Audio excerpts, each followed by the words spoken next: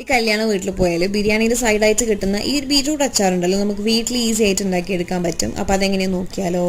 നമ്മൾ ഒരു ബീട്രൂട്ടും ഒരു ക്യാരറ്റും ഗ്രേറ്റ് ചെയ്ത് വെച്ചിട്ടുണ്ട്. ഇത് നിങ്ങൾക്ക് കട്ട് ചെയ്തിട്ടും എടുക്കാം, അല്ലെങ്കിൽ അരച്ചിട്ടും എടുക്കാം കേട്ടോ. ഞാനിപ്പോൾ ഗ്രേറ്റ് ചെയ്ത് വെച്ചിട്ടുണ്ട്. പിന്നെ ഇതിലേക്ക് ആവശ്യമുള്ള 12 ഈത്തപ്പഴം ഒന്ന് വിനാഗിരിയിൽ സോക്ക് ചെയ്ത് വെക്കുക. സോക്കായതിന് ശേഷം ഇതിനൊന്ന് അരച്ചെടുക്കണം കേട്ടോ. ഇനി നമ്മൾ പാത്രം ചൂടാക്കി കഴിഞ്ഞാൽ ശരിക്കും നല്ലെണ്ണയാണ് വേണ്ടത്. ഞാൻ എൻ്റെ ഇല്ലാത്തതുകൊണ്ട് വെളിച്ചെണ്ണ ഒഴിച്ചു കൊടുത്തു. കടുക് ഇടുക, പിന്നെ ഉലുവയിട്ട് പൊട്ടിക്കുക. ഇതിലേക്ക് കറിവേപ്പിലയും ഇഞ്ചി വെളുത്തുള്ളി പച്ചമുളക് മുറിച്ചത് ചേർത്തിട്ട് നന്നായിട്ട് മൂപ്പിച്ചെടുത്തതിന് ശേഷം മഞ്ഞളും സാധാ മുളകൊടിയും കൂടി ചേർത്തിട്ട് അതും നന്നായിട്ടൊന്ന് മൂപ്പിക്കുക. ഇനി ഇതിലേക്ക് നമ്മൾ ഗ്രേറ്റ് ചെയ്ത് വെച്ചിട്ടുള്ള ക്യാരറ്റും ബീട്രൂട്ടും കൂടി ഇട്ടിട്ട് നന്നായിട്ട് വേവിച്ചെടുക്കുക കേട്ടോ. അതിൻ്റെ പച്ചമണം മാറുന്നവരെ വേവിക്കുക. പിന്നെ ഇതിലേക്ക് ആവശ്യമുള്ള ഉപ്പും ഈ സമയത്ത് ചേർത്ത് കൊടുക്കണം.